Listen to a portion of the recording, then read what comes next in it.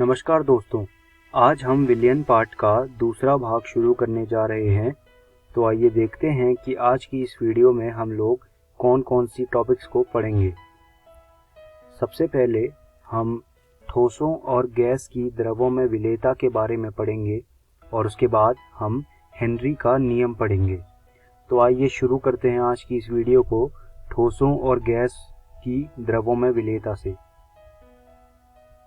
विलेयता समान समान को घोलता है के नियम का पालन करती है। यह बहुत ही ज़रूरी और महत्वपूर्ण बात है विलेयता के बारे में कि विलेयता समान समान को घोलता है के नियम का पालन करती है।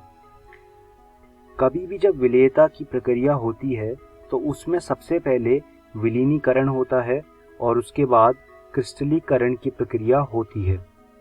आइए अब ये चीज़ समझते हैं कि समान समान को घोलता है का नियम क्या होता है और ये नियम क्यों बनाया गया। देखिए होता क्या है, अभी जो आपके सामने फोटो आई है उस चित्र में आपको दिख रहा होगा कि NaCl का क्रिस्टल जो है वो हमने पानी के अंदर घोला है। तो NaCl के क्रिस्टल में क्या होता है, Na+ और Cl- धनायन और ऋणायन बनते हैं। इसी कारण NaCl को पोलर क्रिस्टल भी कहा जाता है। यहाँ से हमें ये तो पता लग गया कि NaCl की जो प्रवृत्ति है वो पोलर प्रवृत्ति है। वहीं अगर हम बात करें पानी की, तो पानी क्या होता है, पानी का जो फॉर्मूला होता है वो H2O होता है और पानी भी पोलर प्रवृत्ति का होता है। तो NaCl भी पोलर प्रवृत्ति का है और पानी भी पोलर प्रवृत्ति का है, तो दोनों आपस में घुल जाते हैं। इसी को कहते हैं समान समान को घोलता है। तो अब होता क्या है, यहाँ पर हमने देखा कि जो पोलर विलेय है वो पोलर विलायन में ही घुलेगा। अगर दोनों में से एक भी नॉन पोलर हुआ तो वो दोनों आपस में नहीं घुलेंगे। तो यही नियम कहलाता है समान समान को घोलता है का नियम।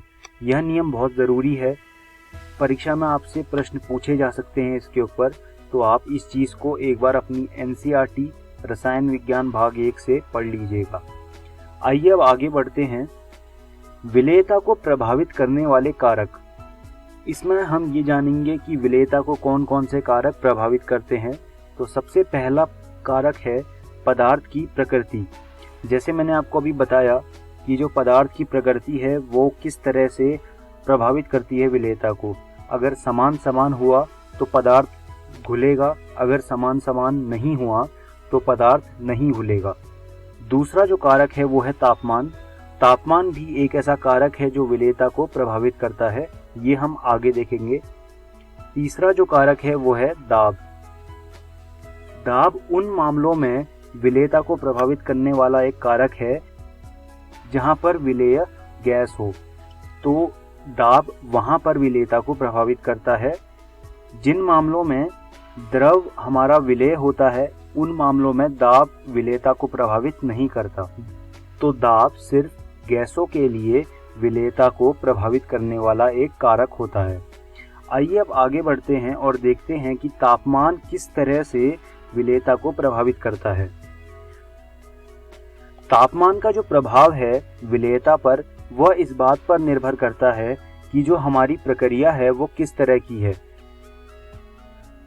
अगर ऊष्मशोषी प्रक्रिया है तो ऊष्मशोषी प्रक्रिया में तापमान बढ़ने से विलेयता बढ़ती है, और वहीं अगर ऊष्मक्षेपी प्रक्रिया है तो तापमान बढ़ने से विलेयता कम होती है। यह था विलेयता पर तापमान का प्रभाव। अब आगे बढ़ते हैं और देखते हैं क्या है हेनरी का नियम।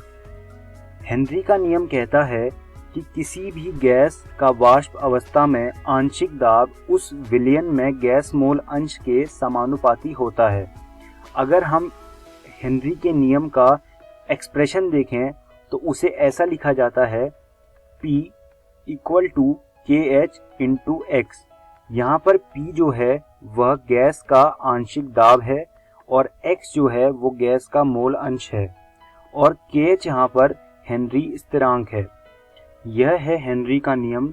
हेनरी का नियम परीक्षा के उद्देश्य से बहुत ही महत्वपूर्ण है, तो मैं आपको ये सलाह देना चाहता हूँ कि आप इसको अच्छे से पढ़ लीजिए और इस पर कुछ प्रश्न भी हल कर लीजिए। हेनरी के नियम के कुछ अनुप्रयोग भी हमको पढ़ने होंगे क्योंकि ये हमारे सिलेबस में है। तो हेनरी के नियम का जो पहला अनुप्रयोग है वो ये है कि आपने बाजार में कोका कोला या सोडा की बोतल तो देखी ही होगी। आपने सोडा जल और शीतल पेयों में देखा होगा कि उसमें जब हम उसे खोलते हैं तो झटके से एक गैस बाहर निकलती है। वह गैस CO2 गैस होती है। हर सोडा जल और शीतल पेयों में यह CO2 गैस पाई जाती है। अब होता क्या है, जो भी इस सोडा जल और शीतल पेय को बनाता है वो यह चाहता है कि CO2 की विलेयता बोतल में बनी रहे और हो सके तो CO2 की जो विलेयता है वो बोतल में ज़्यादा ही हो।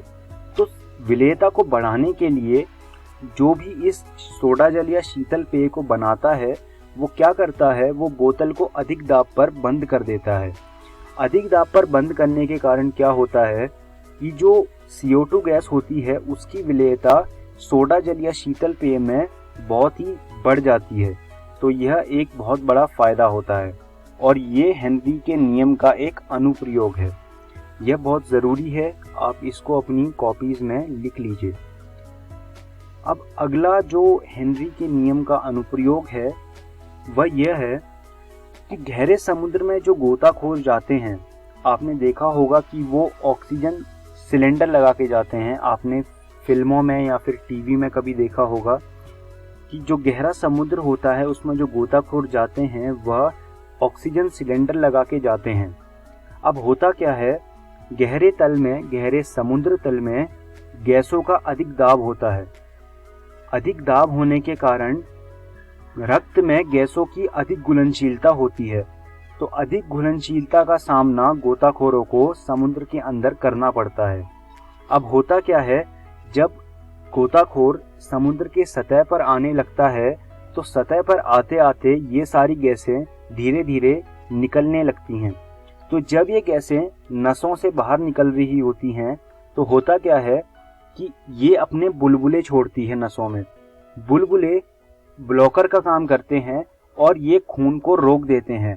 इससे काफ़ी हार्ट की प्रॉब्लम होती है और गोताखोरों को एक चिकित्सक अवस्था का सामना करना पड़ता है जिसे बेंड्स कहते हैं।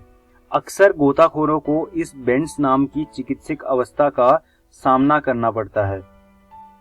हेनरी के नियम के ये दो अनुप्रयोग आप अपनी कॉपियों में लिख लीजिएगा।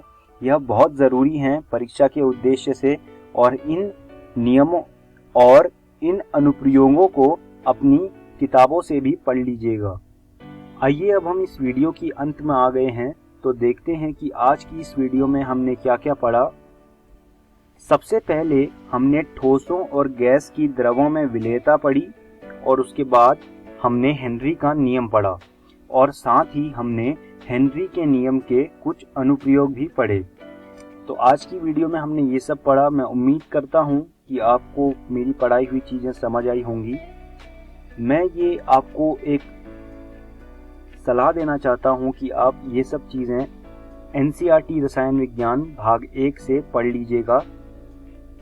अगली वीडियो में हम लोग राउल्ट नियम पढ़ेंगे और उसके बाद हम आदर्श एवं अनादर्श विलयन के बारे में पढ़ेंगे।